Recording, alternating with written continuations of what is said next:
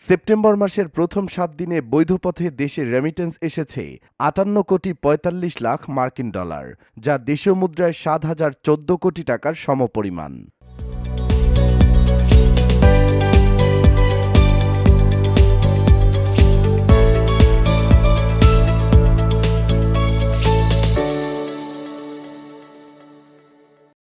সম্প্রতি বাংলাদেশ ব্যাংকের প্রকাশিত সবশেষ হালনাগাদ প্রতিবেদনে এই তথ্য উঠে এসেছে।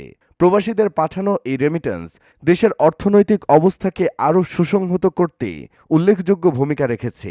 রেমিটেন্সের উৎস কেন্দ্রীয় ব্যাংকের তথ্য অনুযায়ী সেপ্টেম্বর মাসের ৭ তারিখ পর্যন্ত রাষ্ট্রায়ত্ত ব্যাংকগুলোর মাধ্যমে ১৫,২৮,০০,০০০ মার্কিন ডলার, বিশেষায়িত একটি ব্যাংকের মাধ্যমে ১,৪৮,০০,০০০ ডলার এবং বেসরকারি ব্যাংকগুলোর মাধ্যমে ৪১,৫২,০০,০০০ মার্কিন ডলার এসেছে।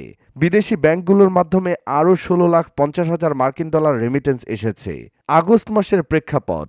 এর আগে গত আগস্ট মাসে প্রবাসী আয় রেমিটেন্স এসেছিল ২২২ কোটি মার্কিন ডলার, যা দেশীয় মুদ্রায় ২৬,৬৫৬ কোটি টাকা। তবে সেপ্টেম্বরের শুরুতেই রেমিটেন্স আসার গতি আরও ভালো অবস্থানে রয়েছে, যা ব্যাংকারদের মতে মাস শেষে $২৫০,০০,০০,০০০ ছাড়িয়ে যাবে। রেমিটেন্সের বৃদ্ধি ও হুন্ডির পতন।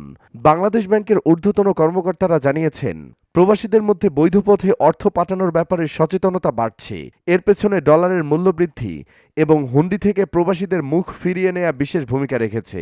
এতে বৈধ পথে রেমিটেন্স আসার পরিমাণ বৃদ্ধি পেয়েছে। প্রবাসী বাংলাদেশিদের সচেতনতা বৃদ্ধি এবং বৈধ পথে অর্থ পাঠানোর উৎসাহে সরকার এবং ব্যাংকিং খাতের সচেতনতা কার্যক্রম বড় ভূমিকা পালন করেছে। সেপ্টেম্বরের পূর্ববর্তী মাসের প্রবাহ। গেল আগস্ট মাসের প্রথম সপ্তাহে রেমিটেন্সের গতি কিছুটা কমলেও পরবর্তীতে তা আবার বেড়ে যায়। বিশেষ করে আগস্টের প্রথম ২০ দিনে দেশে ১.৫৩ বিলিয়ন মার্কিন ডলার রেমিটেন্স এসেছে, যা বছরের একই সময়ের তুলনায় প্রায় ৩৬% বেশি। গত বছরের একই সময়ে এই পরিমাণ ছিল ১.১২ বিলিয়ন মার্কিন ডলার। এই ঊর্ধ্বমুখী ধারা প্রমাণ করে যে প্রবাসী আয়ের প্রবাহ আরও শক্তিশালী হচ্ছে।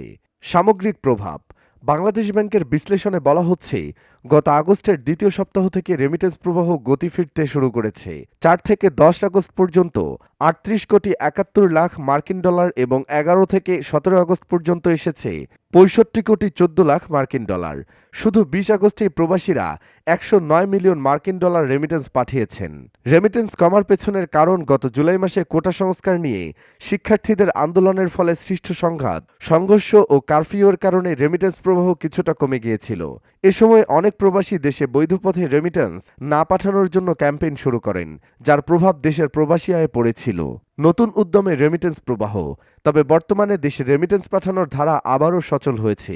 শিক্ষার্থী আন্দোলনের পর দেশের স্থিতিশীলতা ফিরে আসার ফলে প্রবাসীরা আবারও বৈধ পথে অর্থ পাঠানো শুরু করেছেন। বাংলাদেশ ব্যাংকের কর্মকর্তারা আশাবাদী যে চলতি সেপ্টেম্বর মাসের শেষ নাগাদ রেমিটেন্সের পরিমাণ আরও বাড়বে। আজকের মতো এখানেই শেষ করছি। আগামী সকালের সাথে থাকার জন্য ধন্যবাদ। আমাদের পরবর্তী বুলেটিনে আবারও দেখা হবে।